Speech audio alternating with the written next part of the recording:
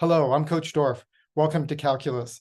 Today we're going to talk a little bit about some background material in order to be prepared to be successful in calculus.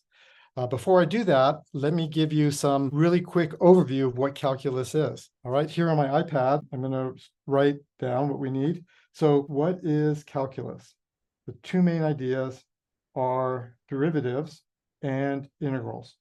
Now, derivatives are ideas that can be represented by slope of a tangent line, rate of change of some function, or velocity. Integrals often represent things like length, area, or volume of a function where you have certain boundaries. These are the two main ideas of calculus. At the very end of the course, we will show how these two ideas are related. But as we start through this course, what the overview of what we're going to be doing is we'll be laying down some foundation or background material in order to be successful in calculus. Then we'll develop the ideas of derivatives, work through and talk about derivatives, how you take derivatives, what they represent, how they can be associated with application problems. And then we'll develop the ideas of integrals. And then, as I said at the very end, we'll connect these two ideas of derivatives and integrals with each other. But for today, then, we're going to give some background material. And this background material for today is about functions. Now, I expect that some of you have seen things about functions. So I will highlight the most important ideas of functions. Now, first of all, functions can be represented in four different ways. You can represent them as a formula. You can also represent them as a graph. You can represent them as a table with values. And you can also represent them as a written description in words. Most of you are probably, when you think of functions, you think of a formula. So for example, we could have f of x equals x minus 4. That's a formula.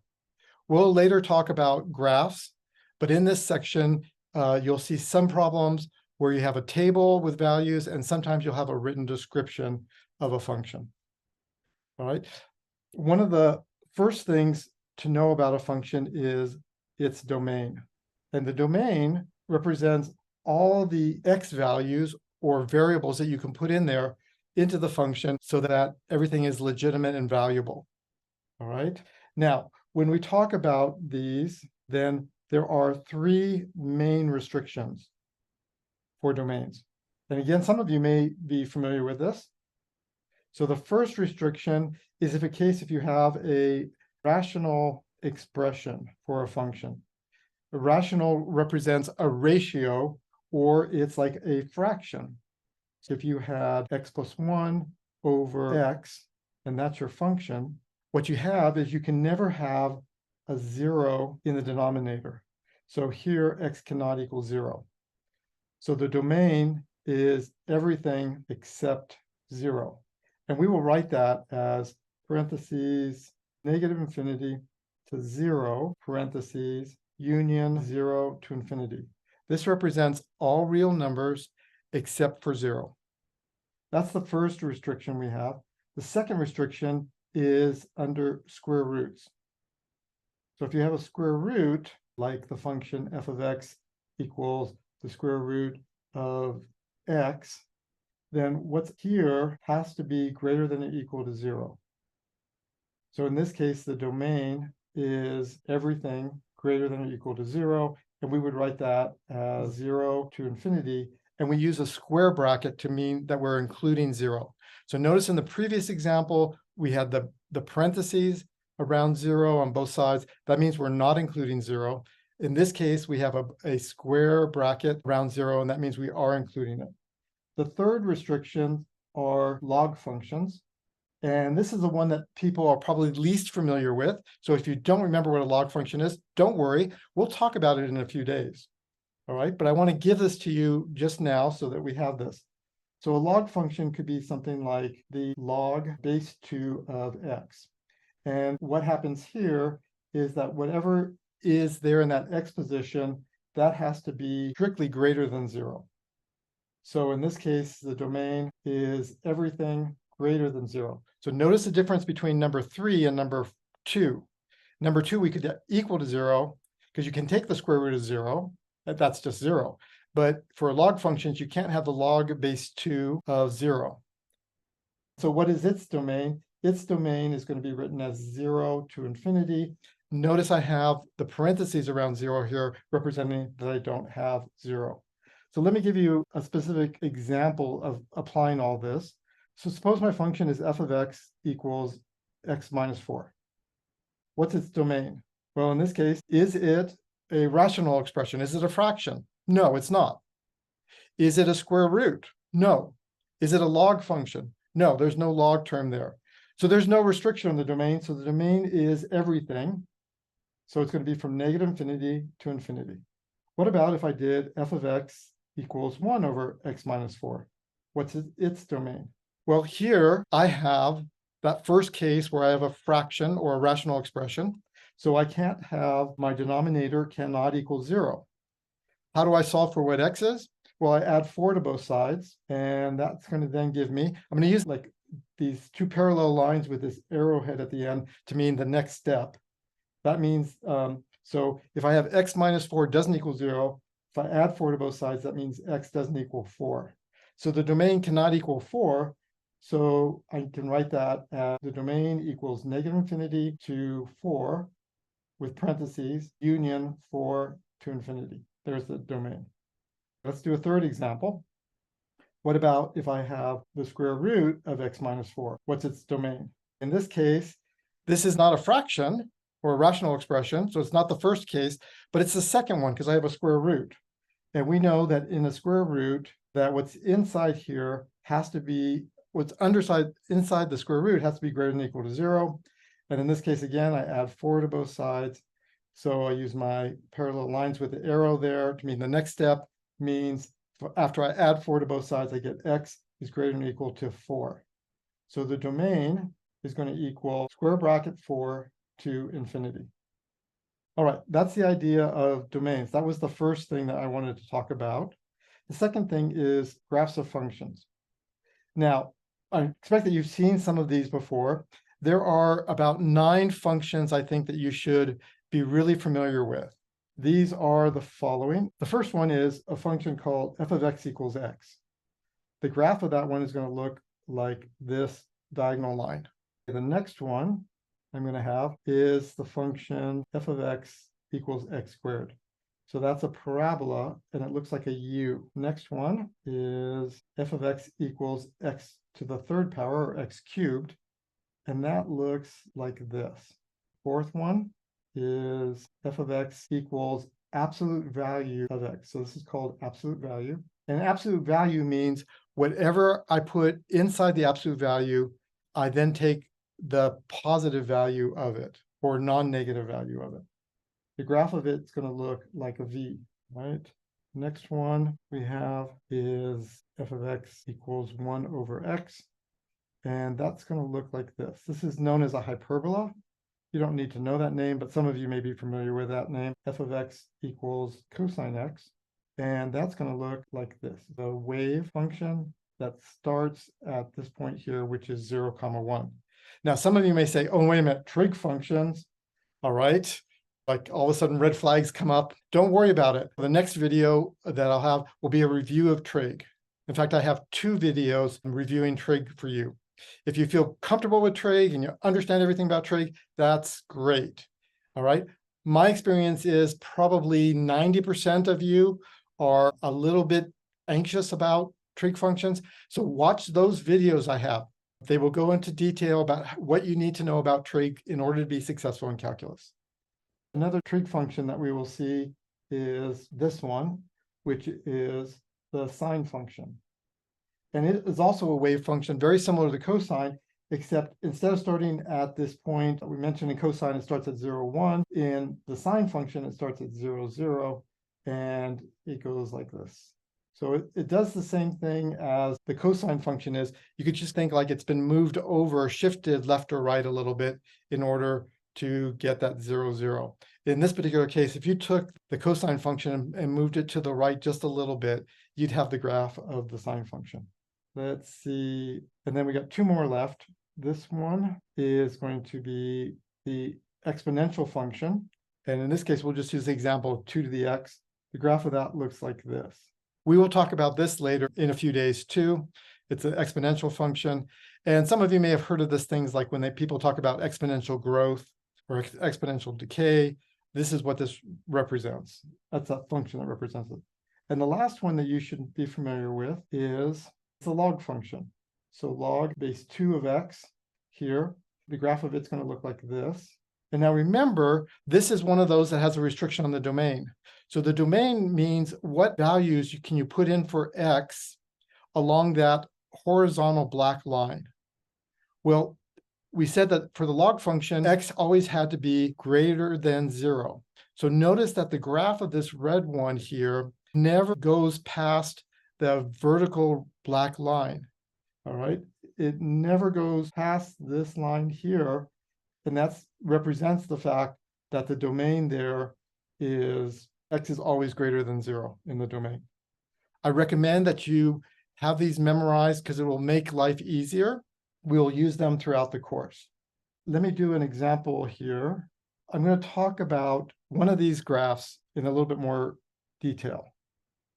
So let's talk about f of x equals absolute value of x. So what does that mean? Well, if I put in the number 2 in there, that means I'm going to take the absolute value of 2. What it means is then whatever I have inside the absolute value, I make sure that when I take it out, it becomes a positive number. So the absolute value of 2 is 2, because 2 is a positive number. If, on the other hand, I took -3, the absolute value of -3, if I took -3 out, it has to be a positive value when I put it outside the absolute value. So it's going to become +3. That way, that's why that when I graph these here, if I put in the value 2, so here's 2 on the x-axis, the output is 2, and that's a point right there. If I take the point -3, it turns out to be +3, so it's graphed right there. And if I did this for lots of points, if I took in x equals 1, the value would be 1. If I took in 3, the absolute value of 3 would be 3. If I took in the absolute value of -2, I would get +2. If I took the absolute value of -1, I get +1. And if I took the absolute value of 0, I get 0. And that's why we have this kind of V shape for this graph here. We can also think of the absolute value function as this, which is called a piecewise function. I'll have two pieces. F of x equals x if x is greater than 0, right? If I were to put in this first case here, if I put in x equals 2, 2 is greater than 0, I get 2 back, all right? What about now if I take a negative number? If x is less than 0, what do I get back? All right, well, what happened here in this case? -3. I put in absolute value of -3 and I get 3 back. So I don't get the same value I started with. In fact, what's happening here, another way of thinking about this, the absolute value of -3 is I'm taking the opposite or the negative of what's inside. So it's the negative of what's inside. And that would give me a negative gives me a positive. So what you're going to have here is the opposite of x. So if x is less than 0, then I should put this here, the absolute value of x. Let me rewrite this. Sorry about that. I think it will make more sense if I write it this way. The absolute value of x. The absolute value of x is a negative x, or the opposite of x, if x is less than 0. And it equals the positive of x if x is greater than 0. Now we have to cover the case of when x equals 0. So we're going to put like a little equal sign here. So if x equals 0, it's also equal to x, which is 0. You could also put the equal sign under the second component of the piecewise function, the x less than 0. We have to choose one. I just chose the top one to do that. All right. Now suppose you were asked to graph the function of absolute value of x over x. That's not one of the 9 functions I asked you to remember. So how can you do it? Well, at this point, the easiest way to do this is just to plot points. So we're going to plot points. Let's just take some values here. So if I do x equals 3, so that means I'm going to have f of 3. I'm going to put 3 in here, and I'm going to get the absolute value of 3 over 3. That's because we're using this function here. I do the absolute value of x, so that's absolute value of 3, and then I do x on the bottom, and that gives me that there. All right, well, we know the absolute value of 3 is 3, so I have 3 over 3. which is 1. So I've got f of 3 equals 1. What about if x equals 1? What do I get? So what's f of 1? Well, I take the absolute value of 1 and I put it over 1. I get 1 over 1 and I get 1. So the f of 1 is also equal to 1. What about f is negative 2? So what's f of negative 2? So now I have the absolute value of negative 2 over negative 2. And the absolute value of negative 2 is positive 2 over negative 2. So in this case, that's going to equal negative 1. So f of negative 2 is going to be negative 1, where again, that negative 1 comes from here. Now let's do just one more example. What about x is negative 5? So then I'm going to have f of negative 5. I have the absolute value of negative 5 over negative 5. The absolute value of negative 5 is positive 5, and I have a negative 5 in the denominator, so that equals negative 1. So then I have f of negative 5 equals negative 1. So what's the graph of this look like? Well, it's going to turn out that for any time I have an x value that is greater than 0, the value of it is going to be 1. So anytime x is a number greater than 0, this is going to give me a y value of 1. And anytime I have an x value that's negative, I'm going to get a y value of negative 1. And it's going to look like this. And then the question is, what happens at 0? What is f of 0? Well, then you're going to have absolute value of 0 over 0, and you have a 0 in the denominator, and that's not defined. Or I will talk later about this too. I'll say D and E does not exist. So in the graph, we will put an open 0 here. In fact, let me make this a little bit more clear by doing it this way. So here's my graph, an open 0 like that. That's the graph of it. So that's one way to right now to graph things is by plotting points. We will learn in just a moment. So I know you're excited about this, but just wait. In a moment, we'll be using these 9 graphs that I asked you to be familiar with, perhaps even memorize. I suggest memorize them. We will find a way to modify these so you don't even have to plot points, but you can just go ahead and use these base functions in order to find new graphs. But we'll have to wait for a moment on that one till we get through some more ideas. The third idea that's important here is evaluating functions. So this is where you're going to put some values in. And I sneakily included some of that already. We were just doing that in the last example, but I want to go through it in a little bit more detail here. All right. So evaluating functions, you can just put a value in for x, given a function, and then you're going to tell what the outcome is. So let's look at an example. So I'm going to let my function equal x minus 4. So what is f of 0?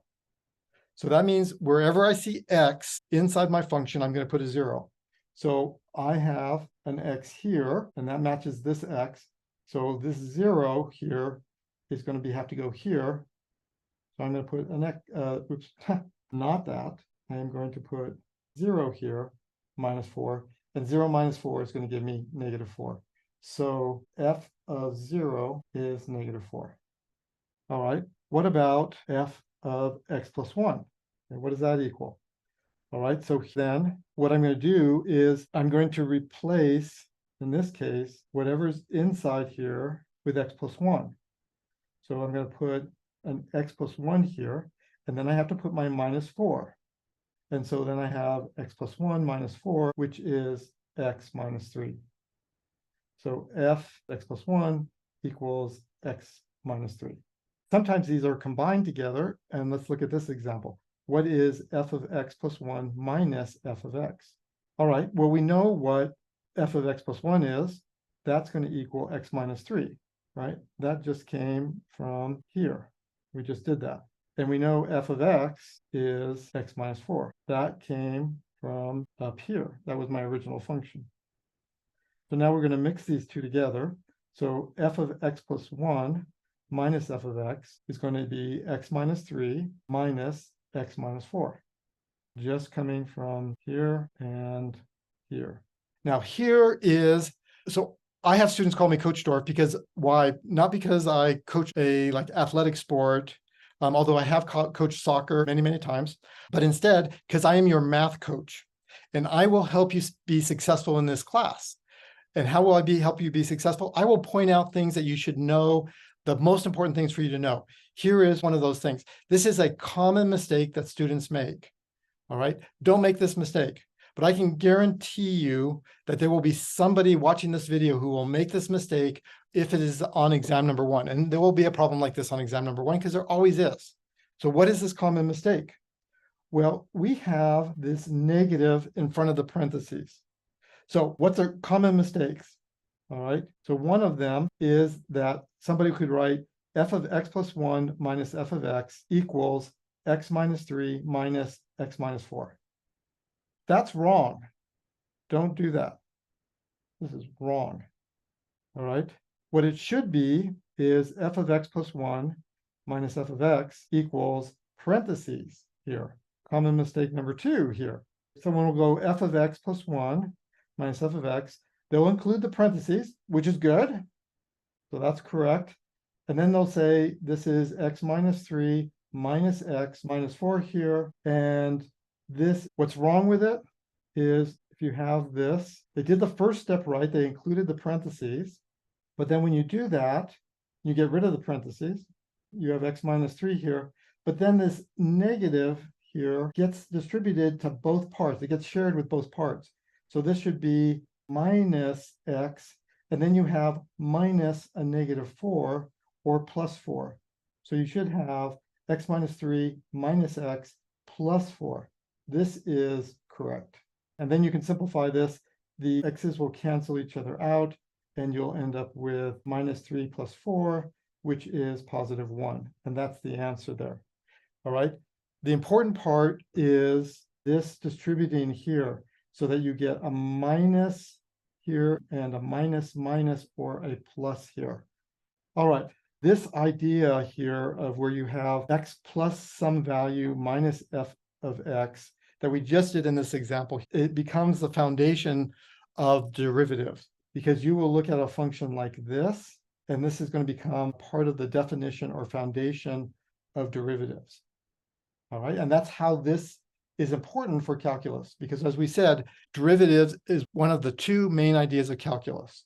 All right, so you're going to see this again and again in a few weeks when we start talking about derivatives. Now, there's ways to create new functions, and you can do that by adding 2 functions together. You can subtract them, you can multiply 2 functions, you can divide them, and you can do a thing called composition.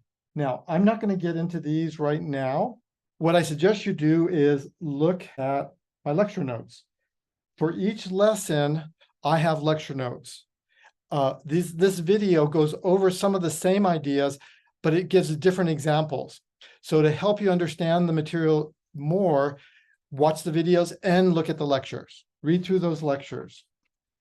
I don't have enough time to go over everything.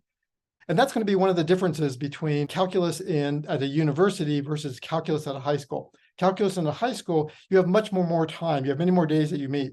But at university, you don't. And so my job as your math coach is to bring out the most important things for you to know, and then provide you resources to help you be successful. These resources include these videos that I'm making, plus the lecture notes. Use those things to help you be successful.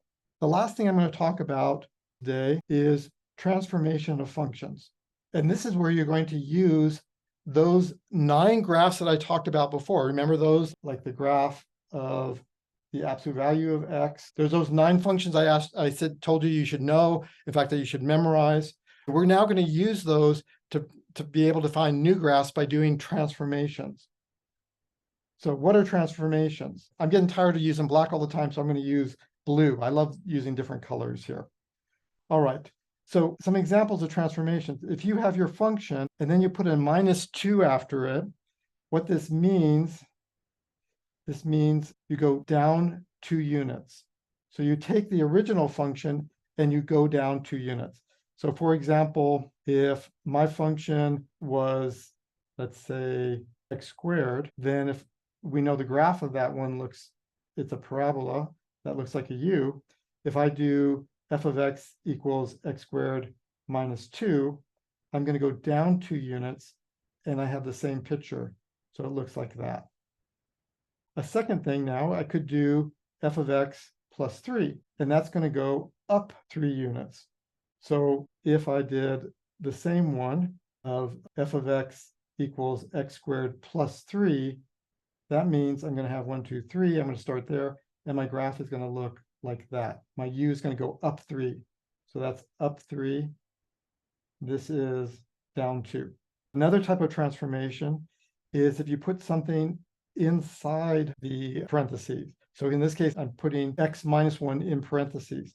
This is going to move 1 unit to the right. Don't get this mixed up. It's not 1 unit to the left. It's 1 unit to the right. All right, so the example here is going to be if I have f of x equals x minus 1 squared, where the x minus 1 is in the parentheses, I'm going to move my parabola, my u, 1 to the right, and it's going to look like this. So we've moved it, move 1 to the right there, because that's 0.1. Likewise, if I have f of x equals x plus 4, we're going to move 4 units to the left. So if I have f of x equals x plus 4 squared, then my parabola, I'm going to take 4 to the left, and it's going to be centered there, and it's going to look like this. So that's 4, move 4 to the left, all right? And one other one I'm going to show you then is if I put a negative in front of the function, it's going to flip over the x-axis, all right? So an example of that would be f of x equals negative x squared, where the negative is in front of the x here, then the graph of it's going to look like this. So it's flipped over x-axis, which again, in case you forgot, this is the x-axis. This is the x and this is the y-axis. All right, just one note here, and this is another common mistake. Oh, so I'll do it in green here. Green's one of my favorite colors. I don't know why I use that for common mistakes, but common mistake here. Negative x squared is not the same thing. Oh, I don't know what that symbol was I just made. Let me rewrite that. Does not equal negative x squared. All right, so why not? Well, negative x squared means negative x times negative x, where the negative is in the parentheses. And when I do that, I have 2 negatives, so they become positive, and I have 2 x's, so it becomes x squared. So negative in parentheses, negative x in parentheses squared is the same as x squared. So don't get those confused. And so you may be saying, well, what's the graph of this if I had like that? Well, that's just going to be x squared. So the graph of that is going to be the same as this. What does f of negative x do to the graph? Well, it flips over the y-axis. Now, in this case, it didn't really matter, because if I take my original function, all right, let's say here is f of x equals x squared. If I flip that over the y-axis, m-axis, here's the x-axis, flip over y-axis, it's going to look like the same thing. And that just happens in this case. It won't happen in every one. But why does it happen in this one? Well, that's because this is the same thing as x squared. So it's the same function. All right. So let me end up with one example that combines some of these ideas together. So it might say, let's suppose we have the example say graph y equals 2 minus absolute value of x minus 2, like this. We're going to combine some of these ideas together to do this. Now, first of all, you could do this by plotting points, but it's easy to make a mistake on this, especially when we get complicated functions. And this one, it's a bit complicated, so you could make mistakes on this one. But you can always check yourself by plotting some points. All right, but let's use these transformation ideas to solve this. And I'm going to do this in pieces. So I'm going to look at what is my basic function here. My basic function relates to one of those 9 graphs. And it's going to be the absolute value of x. So my basic function is going to be f of x equals absolute value of x. And the graph of that looks like this. Now, some of you may say, well, what if they give me a base function that's not one of those 9?